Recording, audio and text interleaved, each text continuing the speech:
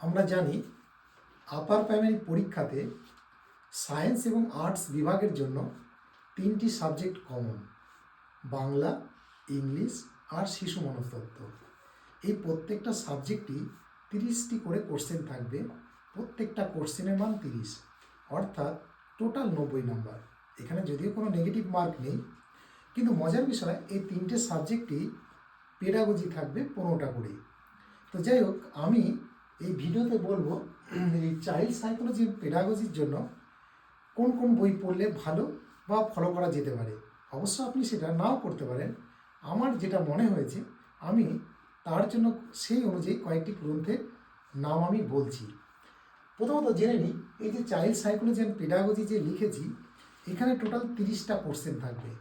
30টার মধ্যে 15টা কোশ্চেন থাকবে জ্ঞানমূলক, অর্থাৎ আপনি যদিও কোথা থেকেও এমসিকিউ পড়ে নেন, তাহলে হয়তো প্রশ্নটা কমন পেতেও পারেন। আর এই পেডাগজির জন্য আপনি কিন্তু শুধু এমসিকিউ পড়লে প্রশ্নের উত্তর সবসময় সঠিক নাও দিতে পারেন। এর জন্য পড়তে হবে থিওরি, অর্থাৎ ডিটেলসে পড়লে এই পেডাগজির প্রশ্নের উত্তর দেওয়া খুব সহজ।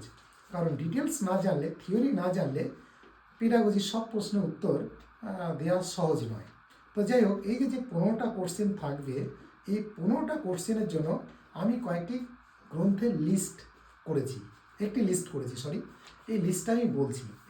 প্রথমে যেমন লিখেছি শিক্ষা মনোবিজ্ঞান, সুশীল রায়ের লেখা; শিক্ষা তত্ত্ব, সুশীল রায়ের লেখা; শিক্ষায় মনোবিদ্যা, ডক্টর সমীর রঞ্জন অধিকারী; শিশু মনস্তত্ত্ব ও শিক্ষা বিজ্ঞান, ডক্টর দেবাশিস পাল। আর আরেকটি লিখেছি শিক্ষায় মনোবৈজ্ঞানিক ভিত্তি, কল্পনা সেন বরাট এবং কণিকা চৌধুরীর লেখা। এছাড়া কয়েকটি ইংরেজি গ্রন্থ আপনি দেখতে পারেন, যেমন দি সাইকোপ্যাথ টেস্ট, জন রনসনের লেখা; থিঙ্কিং ফাস্ট অ্যান্ড স্লো, ড্যানিয়েলের লেখা; the power of your subconscious mind, Joseph মার্ফির লেখা।